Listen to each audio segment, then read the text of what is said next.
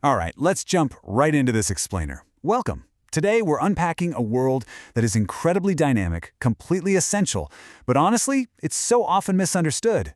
We are talking about non-custodial case management. We're going to look at what actually happens the moment an offender gets sentenced to probation, and how officers use structured, deliberate supervision to totally change lives. There's this huge misconception out there that probation is basically just a get-out-of-jail-free card, right? People think the gavel falls, the offender walks out of the courtroom, and then they're just, occasionally checking a box on some piece of paper. But the complex reality here? Effective probation supervision is an incredibly structured process. It's really about actively holding someone accountable while, at the exact same time, digging in and addressing the actual root causes of their behavior. To break this all down, here's our roadmap for today. We'll start at the probation starting line, then look at how to build the case plan. After that, we'll dive into the core trio: monitor, supervise, and support. And finally, we'll cover managing setbacks and breaches. Let's get into it. So part 1, the probation starting line, entering the system. This is that absolutely critical initial moment when an officer receives a brand new case. To make all these abstract concepts real for us, let's anchor this explainer to a specific story. I want to introduce you to Chinedu. He's 27 years old, and he was recently convicted of theft from his employer, resulting in a 12-month probation order. Now, a basic assessment shows he's a medium-risk offender. On the plus side, he's got some real strengths, he's a highly skilled phone repairer, and he has a very supportive aunt in his corner. But on the flip side, we have his critical needs. He struggles with gambling, usually brought on by intense financial pressure, and he's pretty easily swayed by negative peer influence. Okay, so put yourself in the officer's shoes for just a second. You just got Chinedu's probation bond straight from the court. What's the very first thing you do? Honestly, it's so tempting to say, right, I'm calling him in for an interview today to lay down the law. But hold on. Jumping straight into an unstructured induction interview without a solid plan, that's a super common and, honestly, sometimes disastrous mistake. Because here is the absolute golden rule. You cannot give what you do not have. Before you even think about speaking to the probationer, you've got to read, review, and fully understand that court order. I mean, an officer can't just invent conditions because they sound helpful, right?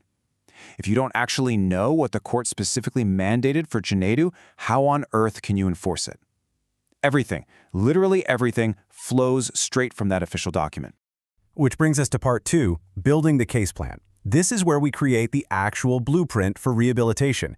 We've got our raw data on Chinedu, but now we've got to turn it into a structured, individualized case management plan, or CMP. And this is exactly how an officer structures that approach. First, we look at the risk assessment. That risk level, it dictates the intensity of the supervision, basically how often you actually need to see him. Second, we look at needs. Chinedu's needs, like that financial pressure, the gambling triggers, the negative friends. Those tell you exactly what topics you have to tackle during those meetings. And finally, strengths. His phone repair skills and his genuine desire for a lawful job, those give you a solid foundation to build on. See, this is totally not a one-size-fits-all thing. It is completely tailored to him. Now, because Chinedu's assessment came back specifically as medium risk, the standard guidelines tell us exactly how often those meetings happen. In his case, contact and home visits absolutely must happen at least twice a month, so once every 2 weeks for those first 4 months.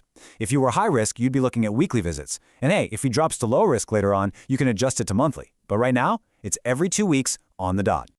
So let's look at how we actually write this plan out.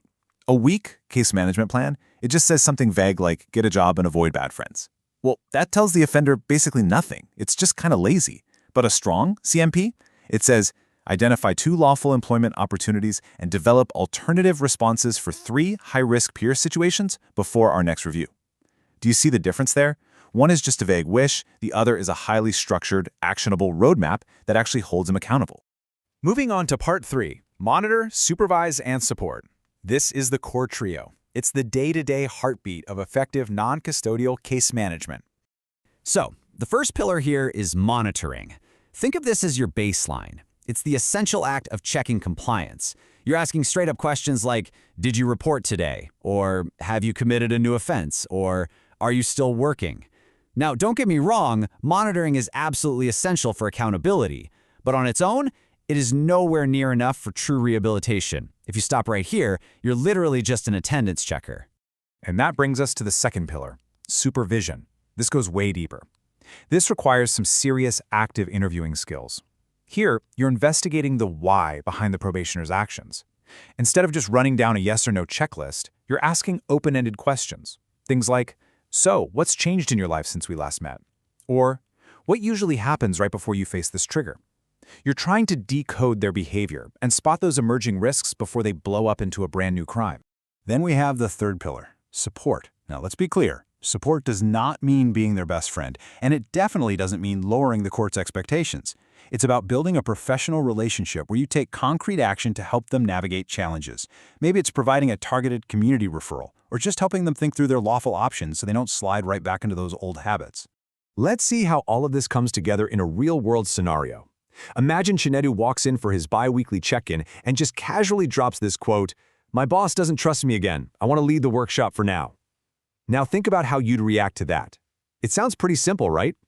If you're purely in monitoring mode, you might just jot down unemployed in the file and move on to the next question. But a highly trained officer? They see a hidden and very dangerous chain of risk here.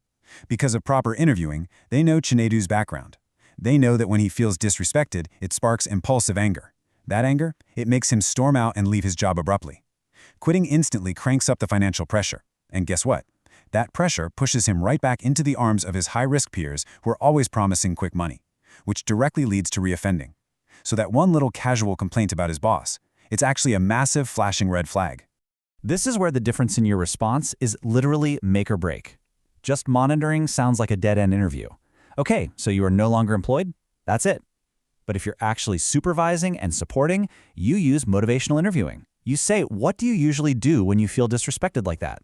Let's look at some options to address this misunderstanding with your boss before you actually quit.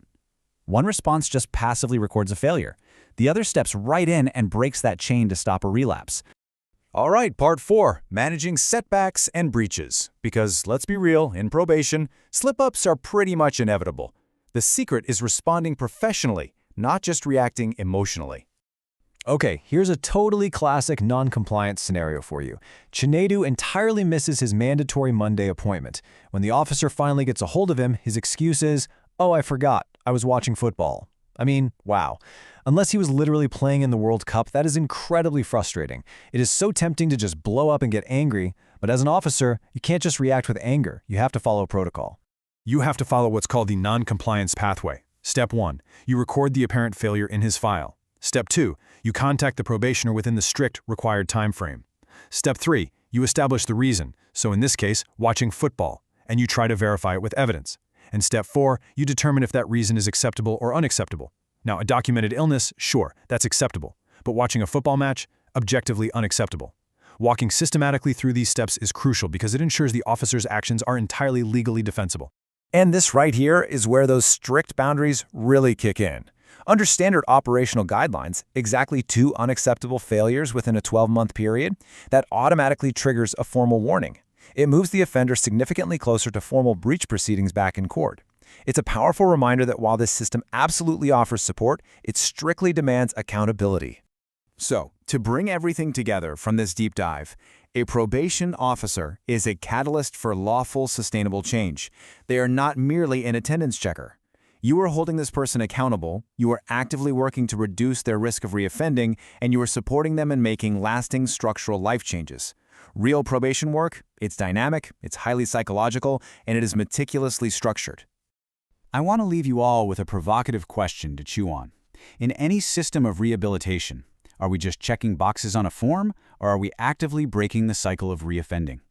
The incredible responsibility and the sheer potential impact of non-custodial case management, it all really comes down to how we choose to answer that question. Thanks so much for joining me for this explainer, and we will see you next time.